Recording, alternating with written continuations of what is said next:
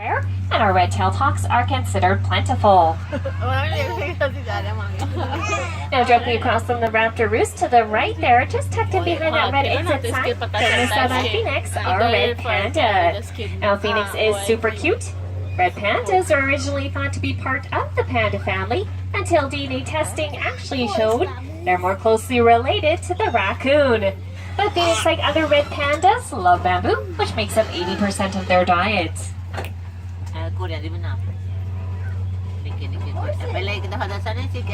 Coming up on my right hand side, I'd like to introduce you to our two miniature horses. Now we have Jezebel and Vera. Jezebel is the miniature horse closest to us on the train here. She's a little bit darker in color. Also not to be overlooked is Vera. Now she's the one standing by the tree. She's our lighter cream colored miniature horse. Also in there you're going to notice Rocky. He's our friendly little pygmy goat. He's actually having a little sleep there in the feeding trough. Rocky's in there to keep our miniature horses company. Rocky's favorite spot is either in the feeding trough or standing on his favorite rock. Now I do want to mention that Jezebel, our darker cream color miniature horse, the one closest to us on the train, was just born to us last year here at the zoo. Was born here last year at the zoo. The one now closer to us. On my left hand side, we're going by the home of our cougars, Malcolm and Jethro. Now we can't really see our cougars too well from the road, so I do encourage you to walk back up this path here to my left. This path will lead you right in front of our cougars' home. Now Malcolm and Jethro actually came to us as babies as they were orphaned in Cypress Hills. I do want to mention that just to the right of the cougars, we do have a garden area that's put on by a variety of students from different schools that have put on a community garden. Due to their hard work and effort, their growing food will eventually feed our animals here at the zoo, so we want to say a big thank you to their hard work. Now it looks like coming up on our right hand side, I'd like to introduce you to our fallow deer, but they are all playing shy, so they have two parts to play in here at the zoo. They have this left part, which we can see, and then the far right side, which they currently are right now. But I do want to mention, you'll notice we have these birds here. Now these are peahens, and so they're females to peacocks, and they actually have their chicks with them. So those are those little tinier birds. Now those pea chicks there are about 11 weeks old, as they have the crest on their head that peacocks have. We also have a second batch that's about 4 weeks old. Now when pea chicks are first hatched, they don't have any crest on top of their head. They're actually very, very small. So maybe if you walk back to check out our fallow deer, you maybe you'll see our second batch there that's a little bit smaller. Our fallow deer are super friendly, and they do have a feeding station out front. So usually they love to be spoiled. Now a fun fact about fallow deer is they have one of the longest tails in the deer family.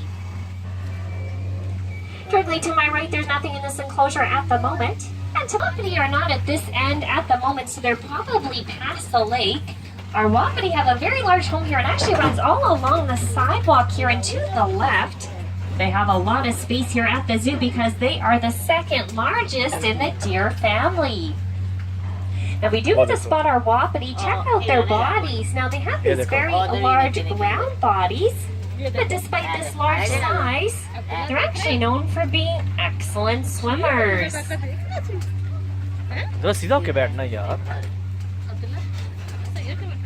Coming up on my right hand side, I'd like to introduce you to our mouflon sheep. Our mouflon sheep are one of the first animals here at the zoo to have their young. And this year they had 4 babies. Yeah,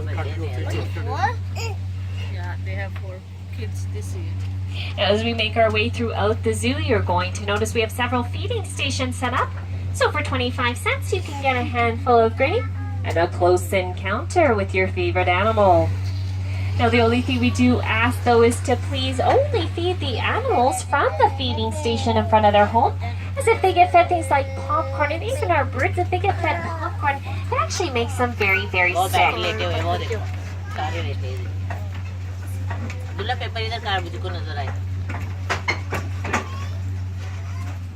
Now arriving on my right hand side, we have our next family. This is our Sika deer.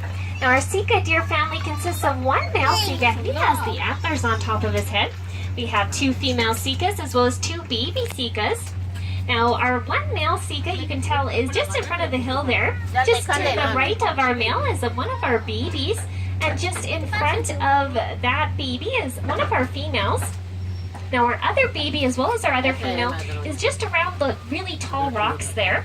So our female is in front and our baby is just to the left of those tall rocks at the very top of the hill there.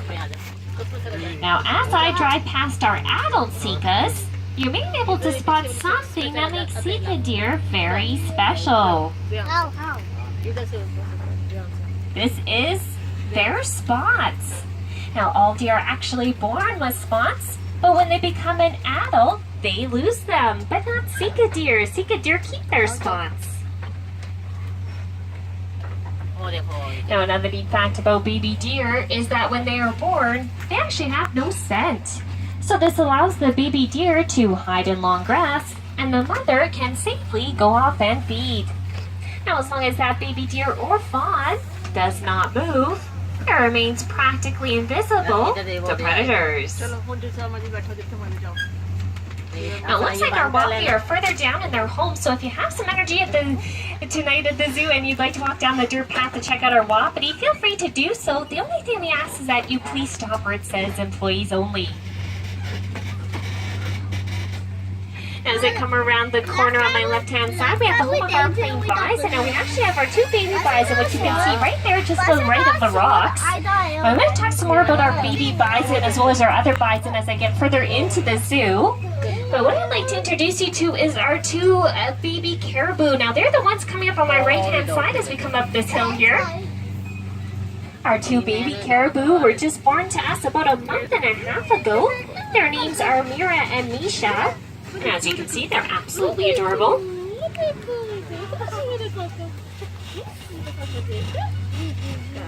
Now just going back to our plain bison, here at the zoo we have our two baby bison as we saw. We also have a male bison as well as female bison. Our male bison is called a bull and our females are called cows. Now both our male and female bison have horns on top of their heads. Now, as we get past the trees here to my left, we get a much better view of our plain bison's home. It's extremely large, and that's because they need it. They are the largest land mammals in North America. The bulls can weigh up to 2,000 pounds. Now, you can probably spot Dante there. He's on the other side of the lake. Dante's that unique white color because he's a mix between cattle and plain bison. Now directly to my right, I'd like to introduce you to our stone sheep. Now I actually see a stone sheep on the stone home. Actually, I see several. Can you spot 3 stone sheep on the stone home?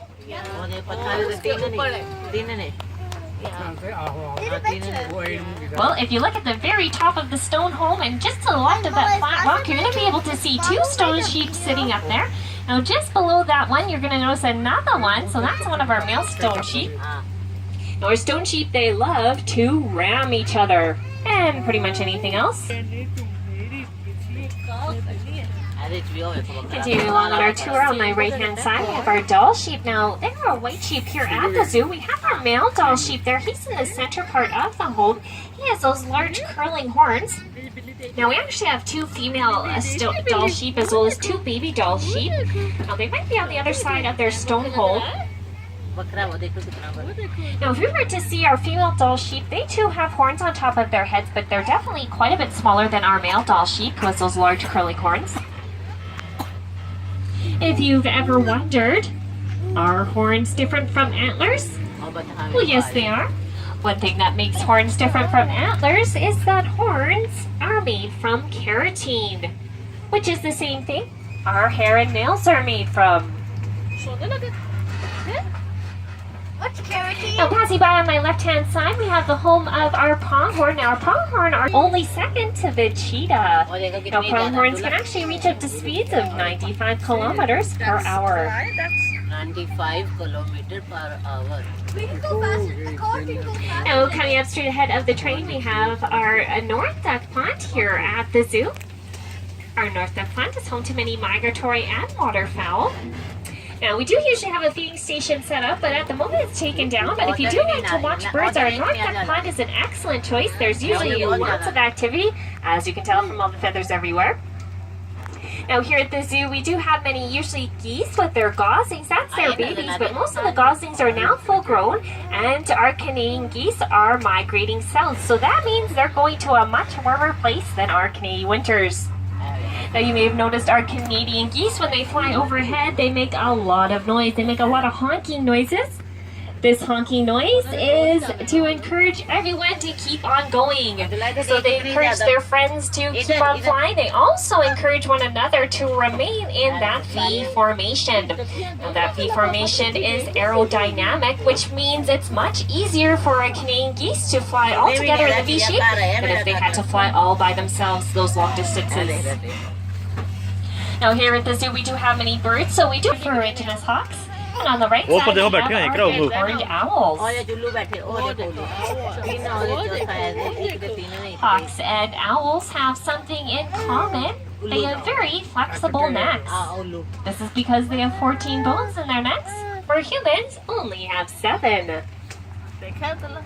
Future home one day for our cougars and moose will be called Carnivore Trail. At the moment, our zoo turkeys like to live in there. And coming up on my left-hand side, I'd like to draw your attention to these very beautiful trees here.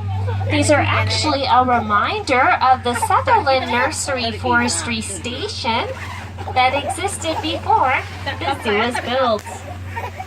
Now these trees still produce apples, even though they're almost 100 years old. Crab apples. The park and zoo celebrated their 100th anniversary, which makes the park a National Historical Site.